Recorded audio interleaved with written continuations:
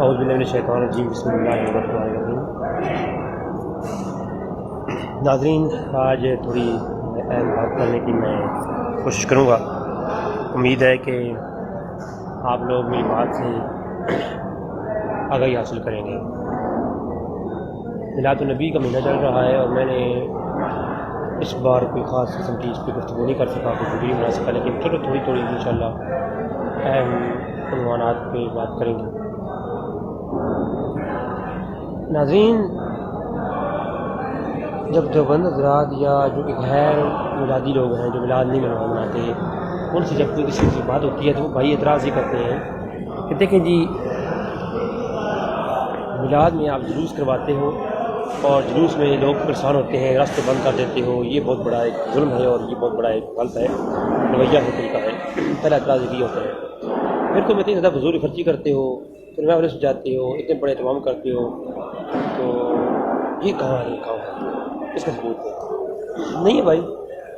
ختم ہو گیا، لوگ جلدی ختم ہو جاتا ہے۔ تو اس طرح کی مطلب ہے کہ ایک قدر ذات براؤڈی قسم کے ہوتے ہیں، حقیقت کے ساتھ کوئی تعلق نہیں ہے۔ محفل میلاد النبی جو ہے یہ ہمیشہ سے ہوتی آ رہی ہے۔ 1000 سال کی تاریخ میں بڑے بڑے ائمہ اور محدثین میلاد محفل میں کروائی ہے، اس کا کوئی انکار کر ہی نہیں سکتا۔ اور حرمین شریفین کا جو ہے محفل میلاد النبی ہوا کرتی تھیں، بلکہ میں تھوڑی سی اس پہ روشنی ڈال دوں۔ شاہ ولی اللہ محدث دہلوی رحمۃ اللہ تعالیٰ علیہ ایک بہت بڑے اللہ کے ولی گزرے۔ بعض سنی حضرات تو بریلوی حضرات ہیں، وہ اس پہ اعتراضات بھی کرتے ہیں، کیا ہے یعنی بعض ایسی عبارات موجود ہیں شاہ ولی اللہ کی جن پر گرفت کی گئی علماء کی طرف سے، لیکن میں سمجھتا ہوں بہت بڑے اللہ کے ولی اور بہت بڑے عالم دین تھے، ان کی حجت اللہ بالغہ میری نظر سے گزری تو میں حیران ہوا کہ کیسی فنی گفتگو ہے اس میں۔ شاہ ولی اللہ محدث دہلوی کو دیوبند حضرات اور اہل حدیث حضرات اپنا امام مانتے ہیں۔ خالد صاحب صاحب نے مقدمہ فتاوی برائے خواتین ابن باز کے مقدمے میں لکھا ہے کہ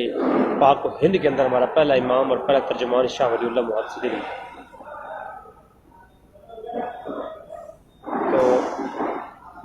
شاہ ولی اللہ محدث دہلوی ہے، تو میں جو ہے اس لیے یہ کچھ خاص چیزیں ہیں جن پر میں سنانا چاہتا ہوں کہ شاہ ولی اللہ محدث دہلوی نے یوں حرمین میں لکھا کہ جو ہے میں گیا ایک دفعہ مکہ پاک، تو مکہ پاک میں اس گھر میں گیا جس گھر میں حضور کی ولادت ہوئی تھی، مائی آمنہ کا جو گھر تھا۔ 1174 ہجری کی بات کر رہے ہیں شاہ ولی اللہ، اور شاہ ولی اللہ محدث دہلوی کہتے ہیں 1174 ہجری میں جب میں مکہ پاک گیا، اس وقت وہ گھر اصلی حالت میں موجود تھا جو کہ حضرت آمنہ کا گھر تھا۔ یعنی یہاں پر ایک نقطہ ہے، 1150 سال مسلمانوں نے وہ حضور کا گھر گرایا نہیں اور اس کو اصلی حالت میں قائم رکھا، بلکہ یہاں تک بھی بات میں نے پڑھی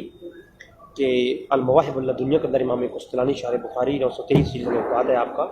اور آپ کی تفسیر بہت مشہور ہے، شرح بہت مشہور ہے، ارشاد الساری شرح بخاری امام قسطلانی ہے۔ تو وہ امام قسطلانی المواہب الدنیا میں لکھتے ہیں کہ لوگ ایک دن کو مختص کر کے اپنے سروں پر مٹی اٹھاتے اور پانی اٹھا کر کے حضور کا وہ گھر جو کہ میامنہ کا گھر تھا اس کی شست و شو کرتے اور اس کو جو ہے نا مٹی لگاتے تھے، اس کی مرمت کیا کرتے تھے ہر سال، اور اس گھر میں کبھی کوئی جوتی پہن کے داخل نہیں ہوا۔ یعنی 1174 کی بات یہ ہے، 1150 اسلام کی تاریخ میں اس گھر کو کسی نے نہیں گرایا، کیونکہ وہ اس لیے کہ وہ میامنہ گھر تھا، حضور اس میں پیدا ہوئے تھے، اور 1174 ہجری کے بعد پہ گرا دیا گیا۔ وہاں وہ ایک مکتبہ ہے جن میں خود آنکھوں سے دیکھ لیے، وہاں ایک لائبریری بنائی گئی، تو وہ گھر جو ہے سلامت تھا۔ اور شاہ ولی اللہ کہتے ہیں میں گیا، اس میں محفل جاری تھی اس گھر کے اندر، میں اس محفل میلاد النبی جو کہ جاری تھی اس گھر کے اندر اس میں جا کے بیٹھ گیا۔ میں نے کیا دیکھا، والناس یذکرون والناس یصلون علی النبی، کہ وہاں کے لوگوں نے محفل کا آغاز کیا اور آغاز اس طرح کیا کہ انہوں نے درود شریف پڑھا نبی کی ذات پر، والناس یصلون علی النبی اور یذکرون ارہاساتہ التی ظہرت فی ولادتہ ومشاہدات قبل بعثتہ۔ یہ انفاس العارفین کا صفحہ 81 ہے، انفاس العارفین آج کل آپ کو اردو ترجمے کے ساتھ بھی مل جائے گی۔ میں نے آلریڈی اس پہ لیکچر اپلوڈ کر رکھے ہیں میرے اسکرین کے ساتھ، میں آلریڈی بتا چکا ہوں. صرف آج میں کیونکہ ڈیوٹی سے مجھے یہاں پر 1 گھنٹہ ملتا ہے تو اس گھنٹے میں یہاں پر ایک ویڈیو بنا لیتا ہوتا ہوں. تو وہاں اس محفل میں کیا ہو رہا تھا، پہلے درود شریف پڑھا گیا جیسے کہ آج ہے سنی بریلوی پڑھتے ہیں. اس کے بعد محفل کا آغاز ہوا یذکرون ارہاسات، حضور وسلم کے ارہاسات و کمالات کا ذکر کیا گیا. یذکرون ارہاسات التی ظہرت فی ولادتہ، حضور کے میلاد کے وقت اور حضور کی ولادت سے پہلے جو ہے واقعات پیش آئے ان کا ذکر بھی کیا گیا. یعنی جو آج حضور کی میلاد کے اندر ذکر کرتے ہیں،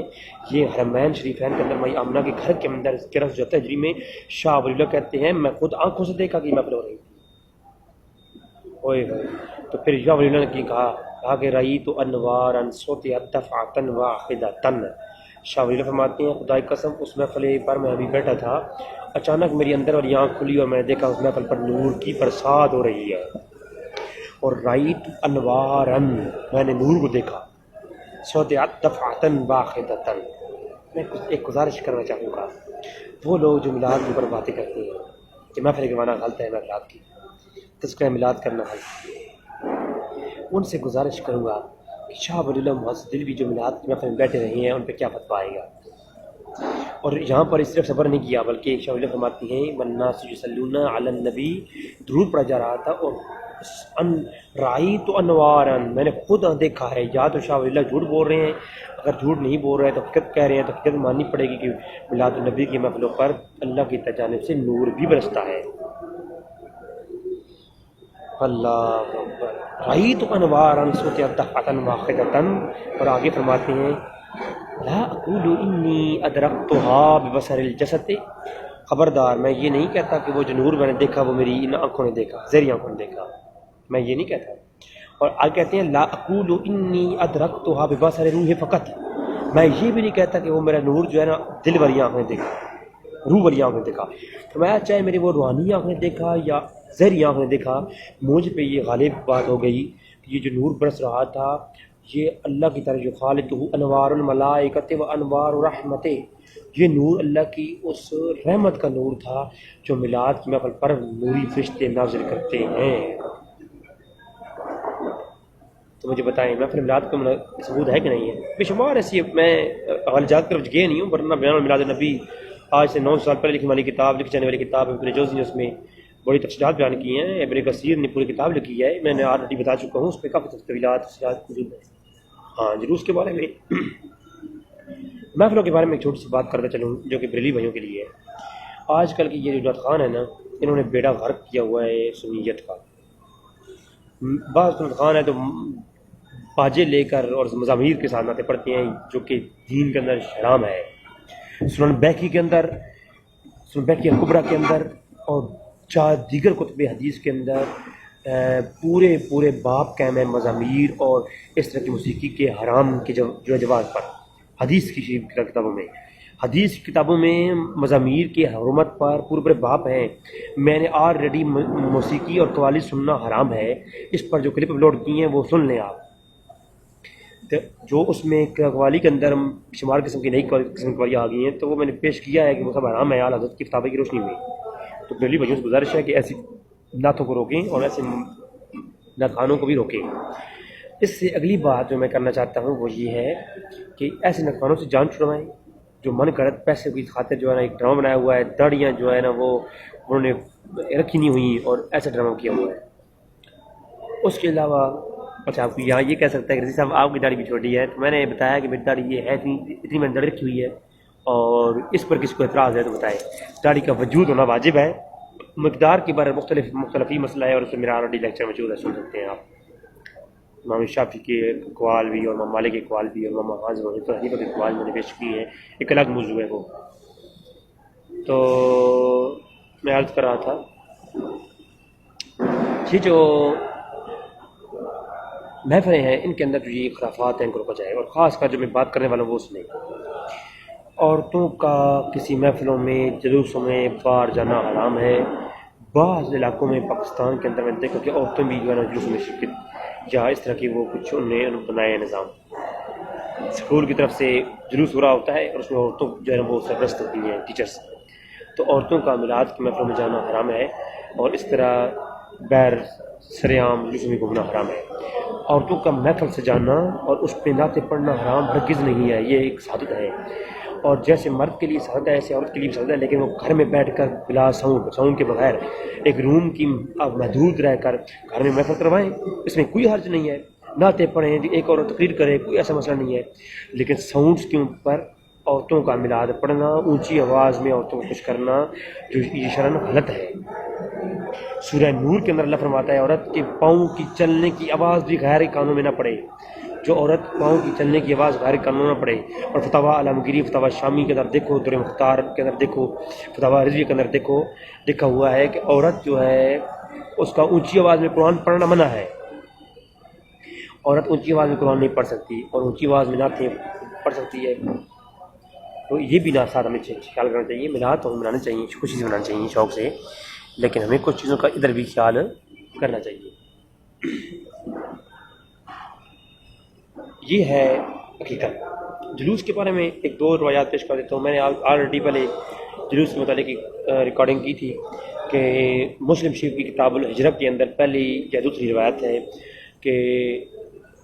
حضور جب ہجرت کر کے مدینہ میں گئے تو صعد الرجال والنساء فوق البیوت فتفرق الغلمان والخدم فی الطرق ینادون یا محمد یا رسول اللہ۔ یہ حدیث ہمارے سامنے موجود ہے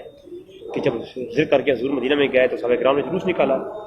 صحابہ کرام اور غلام پوری گلیوں میں پھیل گئے، اور عورتیں چھتوں پہ چڑھ گئیں اور ینادون یا محمد یا رسول اللہ۔ عورتوں، بعض لوگ جہاں عورتوں کی جو ہے جلوس کا ثبوت دیتے ہوئے یہ کہتے ہیں دیکھیں عورتیں بھی جلوس میں نکلی ہوئی ہیں،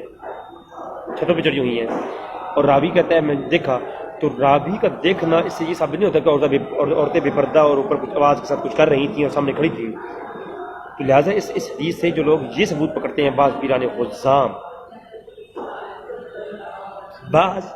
پیران حزام جو یہ چیزیں پکڑتے ہیں کہ جناب عورتوں کو ہم جلوس کرواتے ہیں، اس میں حرج نہیں ہے، اس لیے کہ اس وصاعد الرجال والنساء فوق البیوت، تو یہاں جو ہے گھروں کی چھتوں پر جو عورتیں چڑھی ہوئی تھیں، تو یہ راوی جو بیان کر رہا ہے وہ دیکھ رہا ہے عورتوں کو، تو مطلب کہ عورتیں سامنے تھیں اور سب لوگ دیکھ بھی رہے تھے، اور یہ عورتیں بھی جلوس میں شامل ہیں۔ عورتیں چھتوں پہ ضرور تھیں لیکن پردے میں تھیں، اور راوی کو بیان کرنے والا تھا، تو آپ مسلم شریف کی شرح پڑھیں امام نبی کی تو معلوم ہوگا آپ کو، آپ یہ عقل سے پردے ہٹیں گے کہ راوی کا ابہام یہ ہے کہ شاید راوی کے کسی گھر کی فیملی کا کوئی بندہ وہاں سامنے ہو، یا وہ اس کو پتہ ہو کہ آج عورتیں ہیں اس طرح جا رہی ہیں، وہ چھتوں پہ ہوں گی، یہ ممکنات میں سے ہے، لیکن اس طرح نہیں ہے کہ عورتیں جلوس کے ساتھ چلی ہوں اور اونچا گنگنایا ہو، اس طرح یہ حرام ہے، اس کے علماء کے فتوے موجود ہے۔ مردوں کا جلوس نکالنا پرامن طریقے کے ساتھ، جو ہے گاؤں میں ایک پورے لوگ اکٹھے ہو جاتے ہیں اور نکالتے ہیں، اس میں کوئی حرج نہیں ہے، کوئی وہابی دیوبندی سے اعتراض کرتا ہے، سب سے بڑا جو جہالت کی بنی ہے۔ ربوے کے اندر حق نواز چنوی جو ہے نا قادیانیوں کا جہاں پہ نکلتا ہے نا جلوس، وہاں حق نواز جنوی والوں کی جماعت کا جلوس بھی نکلتا ہے دیوبندیوں کا، صفا صحابہ کا، تو اس کو پھر کون نہیں روکتا؟ سرگودا کے اندر میں نے صفا صحابہ کے جلوس دیکھے ہیں، تو وہاں کوئی نہیں کرتا، فتویٰ نہیں لگاتا، تو میلاد جلوس کے فتوے ابھی مولانا فضل الرحمان صاحب نے دھرنا دیا ہوا ہے، یہ دھرنا جو ہے یہ ٹھیک ہے، اور حضور کے میلاد کے لیے جلوس کا نافذ ہے۔ جلوس کے متعلق میں آپ کی گوش گزار کروں کہ غسل البنا کہتا ہے، روایت کرتا ہے الاعلام بیت اللہ الحرام، کتاب کا نام امام قطب الدین حنفی، اس کے کتاب کے مصنف، آج 750 سال پہلے لکھی جانے والی کتاب، غسل البنا کہتا ہے کہ میں خود، ہم میلاد کی محفل میں شرکت کرتے اور مدینہ مکہ کی ساری گلیوں میں جلوس لے کر گھوما کرتے تھے، مشعل بردار جلوس لے کر مکہ گلیوں میں میلاد جلوس ہم نکالتے تھے، تو یہ میلاد جلوس جو ہے یہ نکالا کرتے تھے مسلمان، اس میں کوئی نہیں ہے، تو خدا را اس پر فیضات کرنا جہالت مبنی ہے۔ دعا کہ رب تعالیٰ میں حق جاننے کے توفیق عطا فرمائے، وما علینا الا البلاغ۔